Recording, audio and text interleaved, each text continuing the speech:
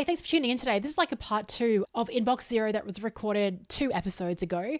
And in that, I was like talking about Inbox Zero, and I'm like, oh, I'm sure Sarah Stoddart does. Haha. And Sarah listened to that and she's like, yeah, I absolutely do Inbox Zero. So she voice noted me on Instagram, and I thought it was a really great, I would love to share her approach to it, because as she was sharing what she does, it sounded really practical, but also quite easy to implement. And I think I might actually give it a go when because I've got Inbox Zero now. So how do I sustain it? By following Sarah's advice here.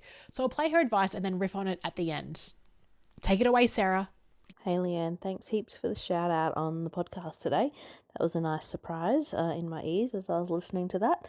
So my inbox secrets aren't really that amazing.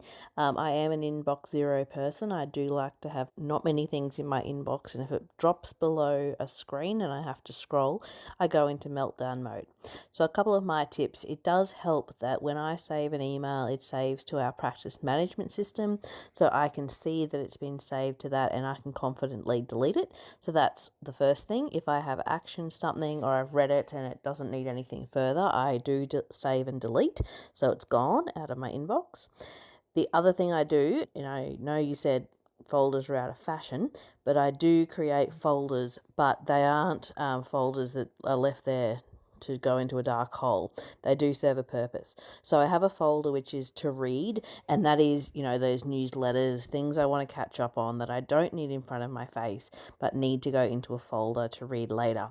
So when I need a little bit of a downtime or a brain break during the week, I jump into that folder, read a few things. Once it's read, delete, and then it's gone. So that folder moves over fairly quickly. A couple of times a week I'd look at that. I also have folders for things like conferences. So whenever I register for a conference or I book my flight, I drop the details in there. But again, deleting that once the conference is over. It's very organized, but my inbox is low thanks to my practice management system, but also the folder system that I do use. And whatever is in my inbox is things that I'm yet to action. So that's how I work. If it's there, it means something has to be done. Otherwise, it shouldn't be there at all. The responsiveness, I think, is just me being a control freak. I don't like having things there that I haven't responded to that I could respond to quickly. It also helps that I type fast, so I can respond to things pretty quick. So yeah, not a lot of science in that. Probably not many surprises either, but that's how I do it.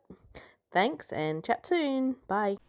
Awesome tips. So the first thing I want to riff on is that thing around speed. So Sarah said she's naturally fast at typing. I'm the same. I'm very fast at typing.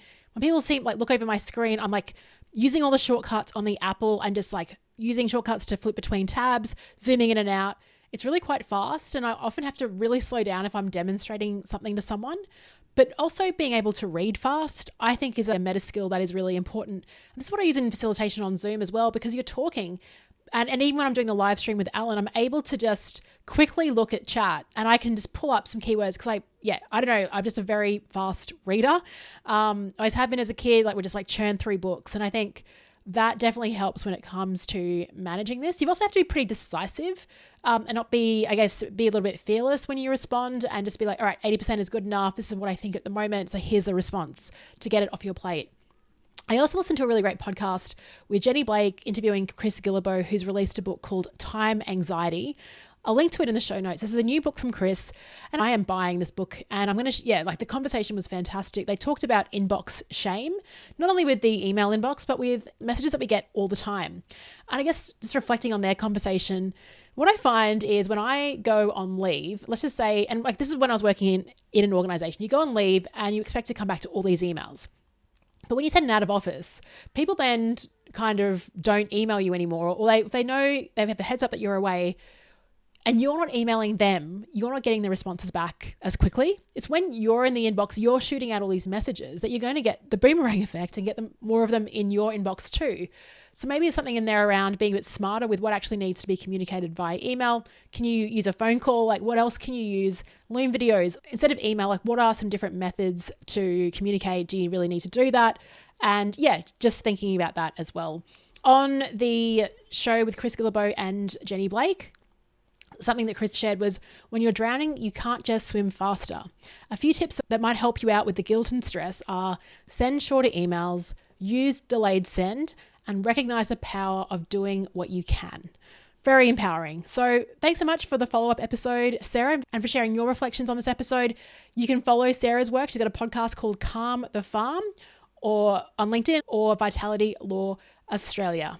Thanks so much, and I'll speak to you tomorrow.